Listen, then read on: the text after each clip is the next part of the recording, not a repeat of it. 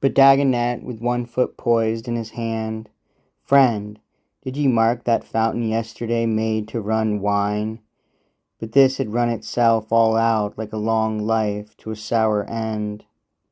And them that round it sat with golden cups to hand the wine to whosoever came, the 12 small damosels, white as innocence, in honor of poor Innocence the babe, who left the gems which Innocence the queen lent to the king, and Innocence the king gave for a prize. In one of those white slips handed her cup and piped, the pretty one, 'Drink, drink, Sir Fool,' and thereupon I drank, spat, pish, the cup was gold, the draught was mud. And Tristram, was it muddier than thy gibes? Is all the laughter gone dead out of thee? Not marking how the knighthood mocked thee, fool? Fear God, honour the king, his one true knight, sole follower of the vows. For here be they who knew thee swine enow before I came, smuttier than blasted grain. But when the king had made thee fool, thy vanity so shot up it frighted all free fool from out thy heart, which left thee less than fool and less than swine, a naked ought. Yet swine I hold thee still, for I have flung thee pearls and fined thee swine. And little Dagonet, mincing with his feet, "Knight, an ye fling those rubies round my neck in lieu of hers, I'll hold thou hast some touch of music, since I care not for thy pearls. Swine, I have wallowed, I have washed, the world is flesh and shadow. I have had my day. The dirty nurse, Experience, and her kind hath fouled me, and I wallowed, then I washed. I have had my day and my philosophies, and thank the Lord I am King Arthur's fool. Swine, say ye? Swine, goats, asses, rams, and geese trooped round a Paynim harper once, who thrummed on such a wire as musically as thou some such fine song, but never a king's fool. And Tristram, then were swine, goats, asses, geese, the wiser fools, seeing thy Paynim bard had such a mastery of his mystery that he could harp his wife up out of hell. Then Dagonet, turning on the ball of his foot, "And whither harpest thou thine?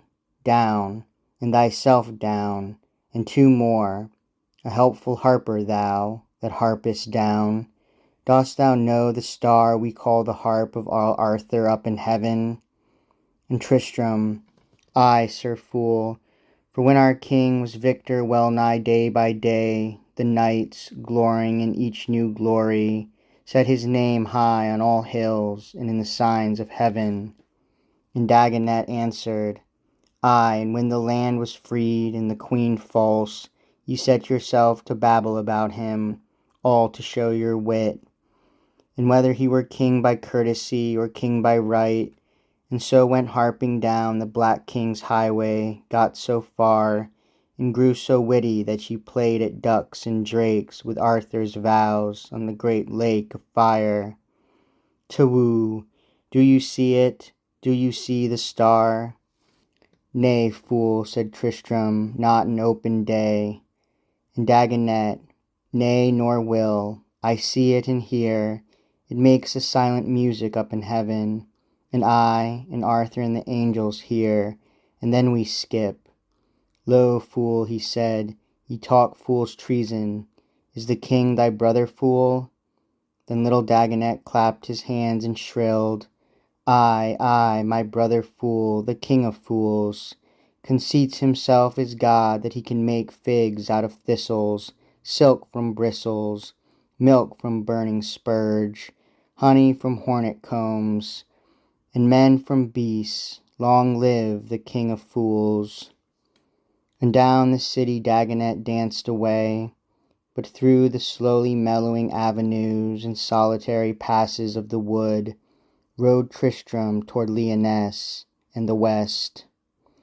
Before him fled the face of Queen Iseult, with ruby-circled neck, but evermore past, as a rustle or twitter in the wood made dull his inner, keen his outer eye for all that walked or crept or perched or flew. Anon the face, as when a gust hath blown, unruffling waters recollect the shape of one that in them sees himself returned. But at the slot or fumets of a deer, or even a fallen feather, vanished again.